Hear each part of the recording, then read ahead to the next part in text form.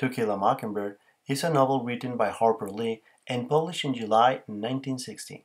The story takes place in a small town called Macomb back in the early 30s. Macomb was an old town, but it was a tired old town when I first knew it.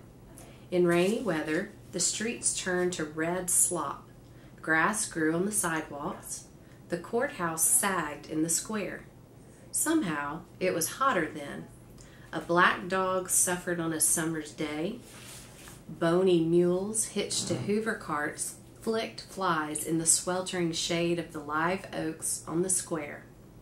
Men's stiff collars wilted by 9 in the morning. Ladies bathed before noon, after their 3 o'clock naps, and by nightfall were like soft tea cakes with frostings of sweat and sweet talcum. People moved slowly then. They ambled across the square, shuffled in and out of the stores around it, took their time about everything. A day was 24 hours long, but seemed longer. There was no hurry, for there was nowhere to go, nothing to buy, and no money to buy it with. Nothing to see outside the boundaries of Macomb County, but it was a time of vague optimism for some of the people. Macomb County had recently been told that it had nothing to fear but fear itself. Those were times where the economic depression struck America. Are we poor, Atticus? Atticus nodded. We are indeed. Jem's nose wrinkled. Are we as poor as the Cunninghams? Not exactly. The Cunninghams are country folks, farmers, and the crash hit them the hardest. This story depicts events that shocked Alabama and America. Back then, justice was tailor-made according to the color of the skin. The men talked in near whispers. "You know what we want," another man said. "Get aside from the door, Mr. Finch." In times of racial discrimination and persecution, the author described the book as a love story. Above anything else, the love of a widowed single father with his kids, Scout and Jem. "Come here, Scout," said Atticus. I crawled into his lap and tucked my head under his chin. He put his arms around me and rocked me gently. "It's different this time," he said. "This time we aren't fighting the Yankees, we're fighting our friends.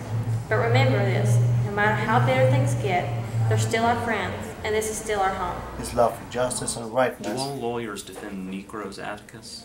Of course they do, Scout. Then why did Cecil say you defend Negroes? He made it sound like you were running a still. Atticus sighed. I'm simply defending a Negro. His name is Tom Robinson. And his commitment for his job and the law. Also, it shows the forbidden love of a poor woman that led Tom Robinson, a black servant, into a trial for no different reason than the color of his skin. And when I passed the Yule place, Miss Mayella were on the porch, like she said she were. It seemed real quiet-like, and I don't quite know why. I was studying why, just passing by when she says for me to come there and help her a minute. Well, I went inside the fence and looked around for some kindling to work on, but I didn't see none, and she says, "Nah, I got something for you to do in the house." The old door's off its hinges, and fall's coming on pretty fast. I said, "You got a screwdriver, Miss Mayella?" She said she sure had. Well, I went up the steps, and she motioned me to come inside, and I went in the front room and looked at the door. I said, "Miss Mayella, this door look all right." I pulled it back and forth, and those hinges was all right. Then she shut the door in my face. "Mr. Finch, I was wondering why it's so quiet-like, and it come to me that there wasn't a chillin' on the place, not a one of 'em. And I said, 'Miss Mayella, where the chillin'?'" It is a novel, a story, and yet it became one of the most important pieces in American literature because it describes the persecution and suffering from real-life people, mainly represented in the Tom Robinson's trial. A jury never looks at a defendant it has convicted, and when this jury came in, not one of them looked at Mr. Tom Robinson. The foreman handed a piece of paper to Mr. Tate, who handed it to the clerk, who handed it to the judge. I shut my eyes. Judge Taylor was following the jury. Guilty, guilty, guilty, guilty. The story is told from the perspective and innocence of a 7-year-old tomboy girl. My campaign to avoid school had continued in one form or another since my first day's dose of it. When I asked Jim what entailment was, and Jim described it as a condition of having your tail in a crack. Hey, Atticus! I thought he would have a fine surprise, but his face killed my joy. There was a smell of stale whiskey and pigpen about, and when I glanced around, I discovered that these men were strangers. They were not the people I saw last night. Hot embarrassment shot through me. I had leaped triumphantly into a ring of people I had never seen before. A couple of years after its publication, Hollywood got interested in the book and released a movie starring Gregory Peck. It was also a hit with 8 nominations in the 35th version of the Oscar Academy Awards, winning 3 of them: Art Director, Writing, and Actor. Now the winner is Gregory Peck in To Kill a Mockingbird.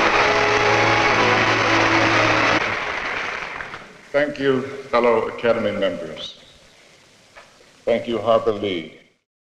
Although she never attended an interview, the media loved her and saved no ink or effort describing the importance of her contribution to American literature, especially on February 19, 2016, when Harper Lee died at the age of 89.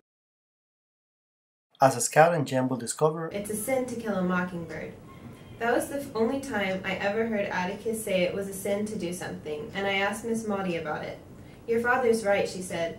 Mockingbirds don't do one thing but make music for us to enjoy. If you had read the book, you already know who are we talking about. If not, indulge yourself in this Southern American classic. To Kill a Mockingbird has been translated into more than 40 languages and has sold more than 30 million copies around the world. And just when you think the book will fade away and no one else would be interested on it, new generations arrive and it all starts over again. Macon was an old town, but it was a tired old town when I first knew it. In rainy weather, the streets turned to red slop. Grass grew on the side.